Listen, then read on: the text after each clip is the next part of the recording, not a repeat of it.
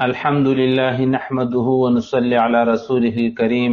اما بعد فاعوذ بالله من الشیطان الرجیم بسم اللہ الرحمن الرحیم السلام علیکم ورحمۃ اللہ وبرکاتہ۔ محترم ناظرین کرام، آپ دیکھ رہے ہیں ترجمان الکتاب یوٹیوب چینل۔ آج ہم کتاب آپ کے مسائل اور ان کا حل کے نہایت روحانی باب خواب میں زیارت نبی صلی اللہ علیہ وسلم کے دوسرے اور آخری حصے میں داخل ہو چکے ہیں۔ گزشتہ ویڈیو میں ہم نے جانا کہ خواب میں حضور صلی اللہ علیہ وسلم کی زیارت کی حقیقت کیا ہے، کون سی زیارت سچی ہوتی ہے، اور صحابہ کرام رضوان اللہ علیہم اجمعین کے خوابوں کے ایمان افروز واقعات۔ جبکہ آج کی ویڈیو میں ہم ان روحانی اصولوں اور شرعی رہنمائی پر بات کریں گے جو خواب میں زیارت نبی صلی اللہ علیہ وسلم کے بارے میں علماء کرام اور اولیاء امت نے بیان فرمائی ہے۔ لہٰذا ویڈیو کو آخر تک ضرور دیکھیے گا، کیونکہ آخر میں ایک دل کو چھو لینے والی دعا اور ایمان افروز سوال بھی شامل ہے جو انشاءاللہ آپ کے دل میں عشق رسول صلی اللہ علیہ وسلم کی روشنی کو تازہ کر دے گا۔ خواب میں زیارت نبی۔ سوال: کیا خواب میں حضور صلی اللہ علیہ وسلم کی زیارت ممکن ہے؟ اگر ممکن ہے تو کیسے پتہ چلے کہ یہ خواب سچا ہے؟ بعض لوگ خواب میں حضور صلی اللہ علیہ وسلم کو کسی دوسری شکل میں دیکھتے ہیں، کیا وہ بھی صحیح خواب ہوگا؟ جواب: صحیحین کی روایت میں آن حضرت صلی اللہ علیہ وسلم کا یہ ارشاد متعدد اور مختلف الفاظ میں مروی ہے کہ ترجمہ: جس نے مجھے خواب میں دیکھا اس نے مجھ ہی کو دیکھا، کیونکہ شیطان میری صورت میں نہیں آ سکتا۔ ایک اور روایت میں ہے مشکات صفحہ 394، ترجمہ: جس نے مجھے دیکھا اس نے سچا خواب دیکھا۔ خواب میں آن حضرت صلی اللہ علیہ وسلم کی زیارت شریفہ کی دو صورتیں ہیں، ایک یہ کہ آپ صلی اللہ علیہ وسلم کی اصلی شکل اور حلیہ مبارک میں دیکھے، دوم یہ کہ کسی دوسری ہیئت و شکل میں دیکھے۔ اہل علم کا اس پر تو اتفاق ہے کہ اگر آن حضرت صلی اللہ علیہ وسلم کی زیارت آپ صلی اللہ علیہ وسلم کی اصل حلیہ مبارک میں ہو تو ارشادی نبوی کے مطابق واقعی آپ صلی اللہ علیہ وسلم کی زیارت نصیب ہوئی، لیکن اگر کسی دوسری ہیئت و شکل میں دیکھے تو اس کو بھی زیارت نبوی کہا جائے گا یا نہیں؟ اس میں علماء کے دو قول ہے۔ ایک یہ کہ یہ زیارت نبوی نہیں کہلائے گی، کیونکہ ارشادی نبوی کے مطابق خواب میں آن حضرت صلی اللہ علیہ وسلم کی زیارت کا صرف یہ مطلب ہے کہ آپ صلی اللہ علیہ وسلم کو اصلی شکل و صورت اور حلیہ مبارک میں دیکھے۔ پس اگر کسی نے مختلف حلیہ میں آپ صلی اللہ علیہ وسلم کو دیکھا تو یہ حدیث بالا کا مصداق نہیں، اور بعض اہل علم کا قول یہ ہے کہ آپ صلی اللہ علیہ وسلم کو خواہ کسی شکل و صورت اور حلیہ میں دیکھے، وہ آپ صلی اللہ علیہ وسلم ہی کی زیارت ہے، اور آپ صلی اللہ علیہ وسلم کے اصل حلیہ مبارک سے مختلف شکل میں دیکھنا خواب دیکھنے والے کے نقص کی علامت ہے۔ شیخ عبدالغنی نابلسی رحمہ اللہ تعطیر الانام فی تعبیر المنام میں دونوں قسموں کے اقوال نقل کرنے کے بعد لکھتے ہیں، جلد 2 صفحہ 276-277، ترجمہ: بس معلوم ہوا کہ صحیح بلکہ صواب وہ بات ہے جو بعض حضرات نے فرمائی کہ خواب میں آپ صلی اللہ علیہ وسلم کی زیارت بہرحال حق ہے۔ پھر اگر آپ صلی اللہ علیہ وسلم کے اصل حلیہ مبارک میں دیکھا،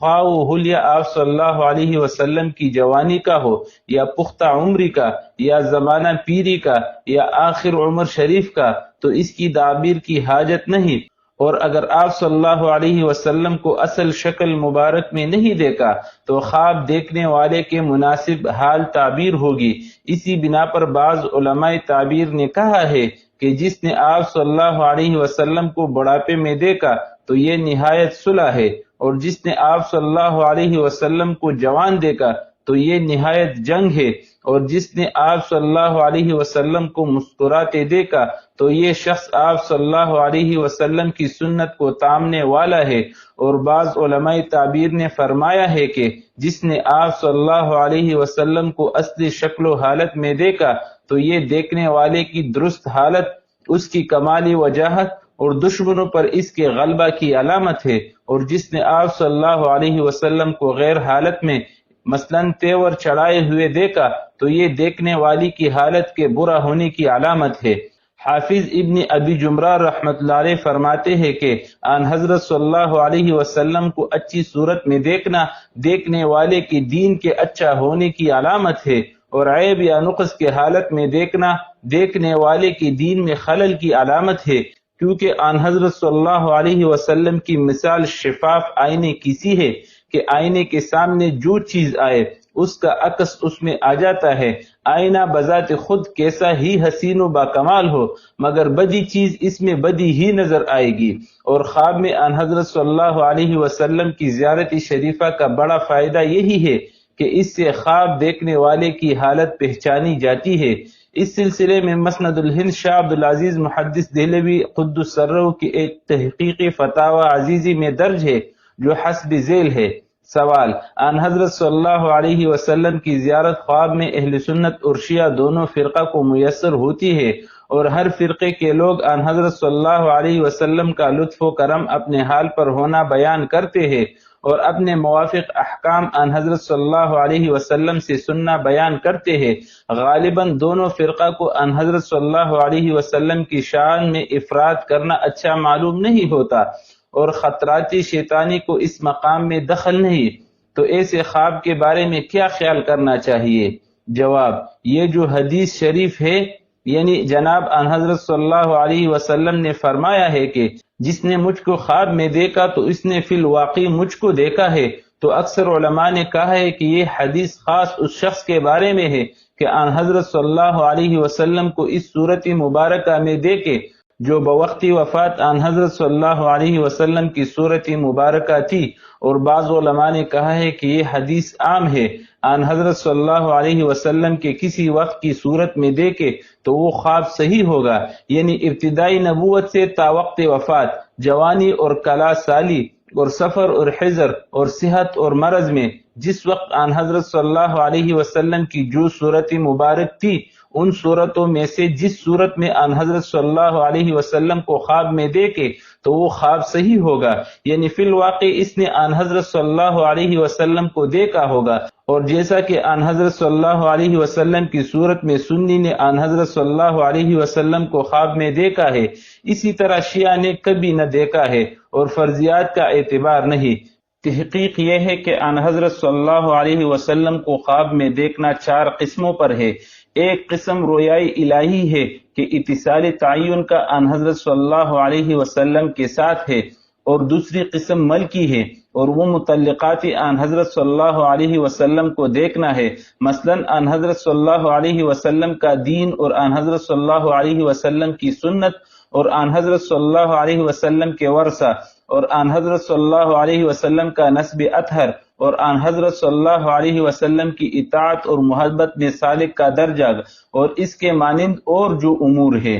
تو ان امور کو آن حضرت صلی اللہ علیہ وسلم کی صورت مقدس میں دیکھنا پردہ مناسبات میں ہو جو فن تعبیر میں معتبر ہو۔ اور تیسری قسم رویائی نفسانی ہے کہ اپنے خیال میں آن حضرت صلی اللہ علیہ وسلم کی جو صورت ہے اس صورت میں دیکھنا، اور یہ تینوں اقسام آن حضرت صلی اللہ علیہ وسلم کو خواب میں دیکھنے کے بارے میں صحیح ہے۔ چوتھی قسم شیطانی ہے، یعنی آن حضرت صلی اللہ علیہ وسلم کی صورت مقدس میں شیطان اپنے کو خواب میں دکھلائے، اور یہ صحیح نہیں ہو سکتا، یعنی ممکن نہیں کہ آن حضرت صلی اللہ علیہ وسلم کی صورت مقدس کے مطابق شیطان اپنی صورت خبیث بنا سکے اور خواب میں دکھلاوے، البتہ مغالطہ دے سکتا ہے۔ اور تیسری قسم کے خواب میں بھی کبھی شیطان ایسا کرتا ہے کہ آن حضرت صلی اللہ علیہ وسلم کی آواز اور بات کے مشابہ شیطان بات کرتا ہے اور وسوسہ میں ڈالتا ہے، چنانچہ بعض روایات سے ثابت ہے کہ آن حضرت صلی اللہ علیہ وسلم سورہ نجم پڑھتے تھے، اور بعض آیات کے بعد جو آن حضرت صلی اللہ علیہ وسلم نے سکوت فرمایا تو شیطان نے کچھ عبارت خود بنا کر پڑھ دی کہ اس سے بعض سامعین مشرکین کا شبہ قوی ہو گیا، اور یہ روایت اوپر ایک مقام میں مفصل مذکور ہوئی ہے۔ تو جب آن حضرت صلی اللہ علیہ وسلم کے زمانہ حیات میں شیطان نے ایسا کیا تو خواب میں ایسا کیوں نہیں ہو سکتا؟ اسی وجہ سے شریعت میں ان احکام کا اعتبار نہیں جو خواب میں معلوم ہو، اور خواب کی بات حدیث نہیں شمار کی جاتی۔ اور اگر کوئی بدعتی کہے کہ آن حضرت صلی اللہ علیہ وسلم کو خواب میں دیکھا ہے اور آن حضرت صلی اللہ علیہ وسلم نے فلاں حکم فرمایا ہے اور وہ حکم خلاف شرع ہو تو اس بدعتی کے قول پر اعتبار نہ کیا جائے گا۔ واللہ اعلم۔ فتاوی عزیزی جلد 1 صفحہ 326 تا 328، باب العقائد تبع HM سعید۔ گزشتہ دنوں قادیانیوں کے نئے سربراہ مرزا طاہر احمد صاحب کی خلافت کی تائید میں قادیانی اخبار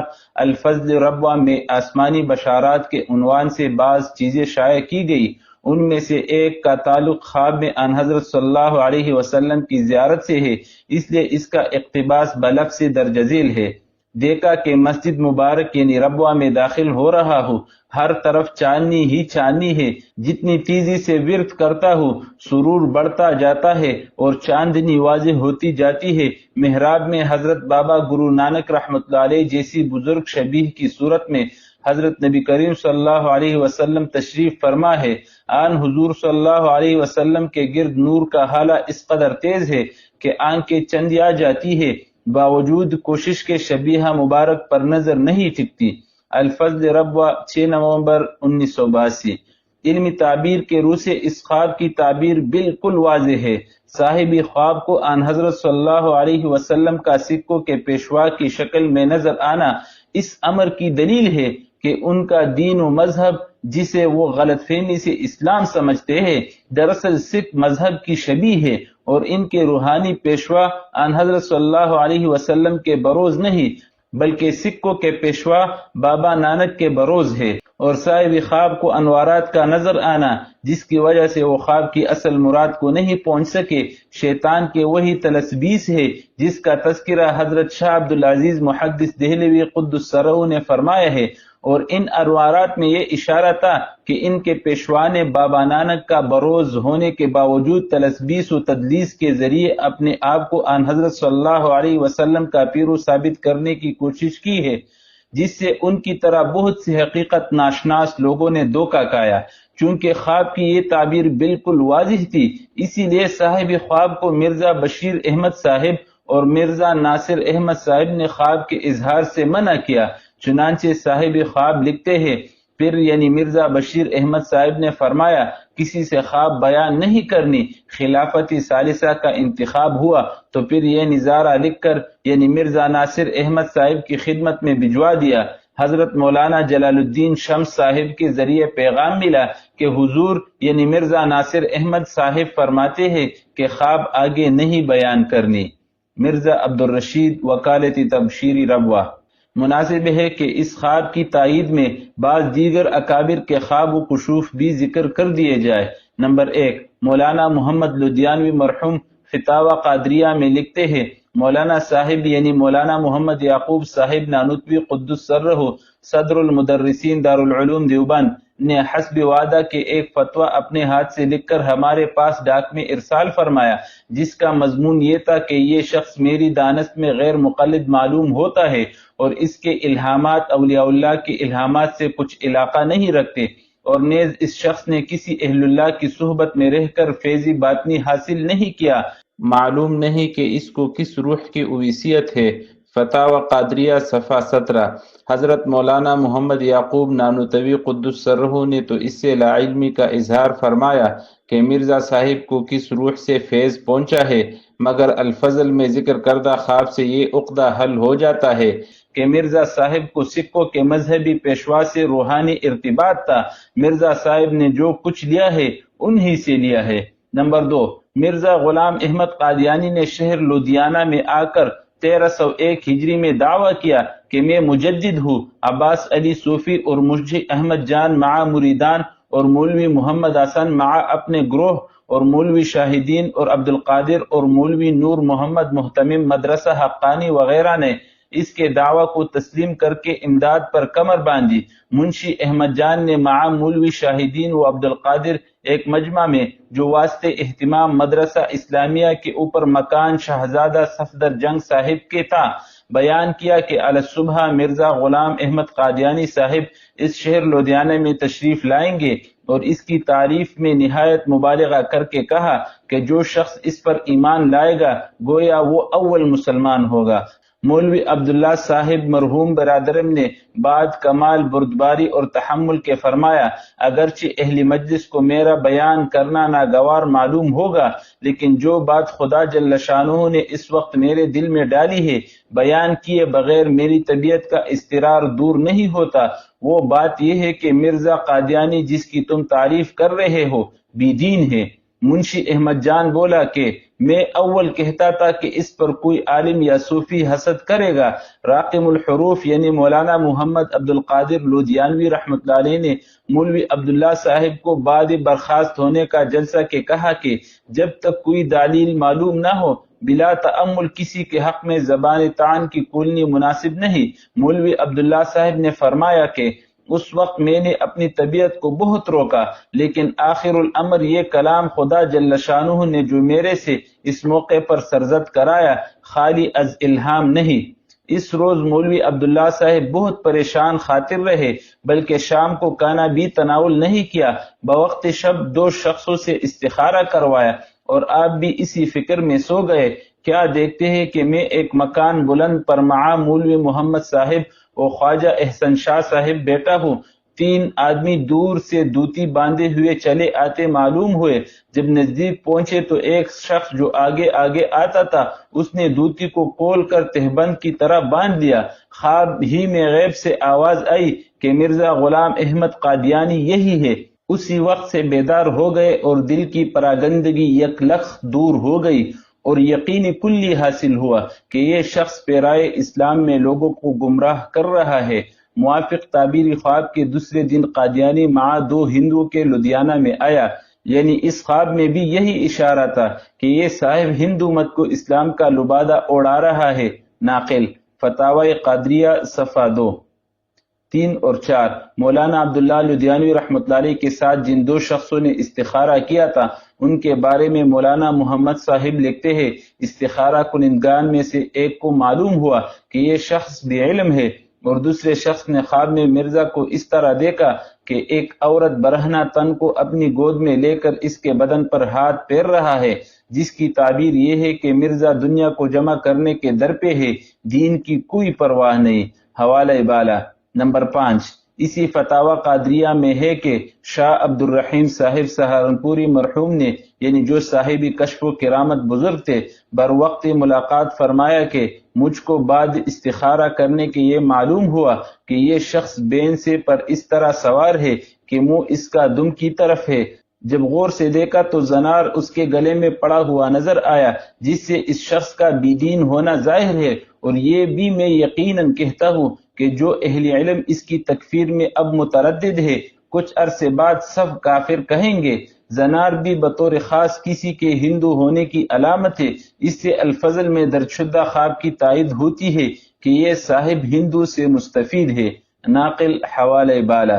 نمبر 6، مولانا محمد ابراہیم میر سیالکوٹی شہادت القرآن میں جو 1321 ہجری میں مرزا صاحب کی زندگی میں شائع ہوئی لکھتے ہیں، جب اس فرقہ مبتدعہ مرزائی کو کوئی پچھلی تفسیر بتائے تو کفار کی طرح اساطیر الاولین کہہ کر جٹ انکار کر دیتے ہیں، اور اگر ان کے روبرو حدیثی نبی صلی اللہ علیہ صاحبہ وسلم پڑھے تو اسے بوجہ بھی علمی کے مخالف و معارض قرآن بنا کر دور پھینک دیتے ہیں،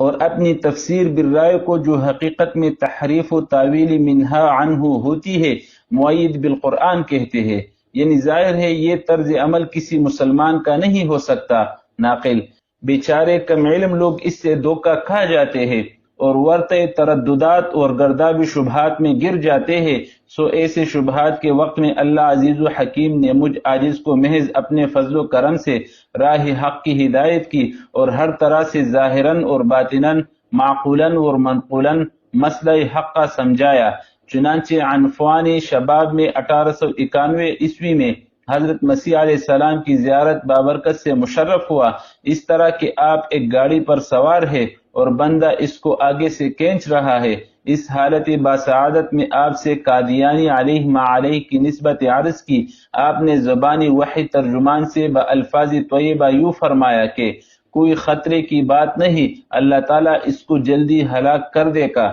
شہادت القرآن طبع اول صفحہ 4۔ اللهم أرنا وجه نبيك صلى الله عليه وسلم في المنام وارزقنا زيارته في اليقظة والمنام واجعلنا من الذين يحبونه حبا صادقا۔ اے اللہ ہمیں اپنے نبی صلی اللہ علیہ وسلم کا چہرہ خواب میں دکھا اور ہمیں ان کی زیارت بیداری اور خواب دونوں حالتوں میں نصیب فرما، اور ہمیں ان لوگوں میں شامل فرما جو آپ صلی اللہ علیہ وسلم سے سچی محبت کرتے ہیں۔ ناظرین کرام، آج کا سوال: کیا آپ نے کبھی خواب میں حضور صلی اللہ علیہ وسلم کی زیارت کی ہے؟ اگر ہاں تو نیچے تبصرے میں ضرور لکھیے تاکہ دوسرے بھی فیضیاب ہو، اور اگر ویڈیو پسند آئی ہو تو لائک، شیئر اور کمنٹ ضرور کیجیے، اور ترجمان الکتاب کو سبسکرائب کرنا ہرگز مت بھولیے تاکہ یہ دینی پیغام مزید لوگوں تک پہنچ سکے۔ جزاکم اللہ خیرہ، والسلام علیکم ورحمۃ اللہ وبرکاتہ۔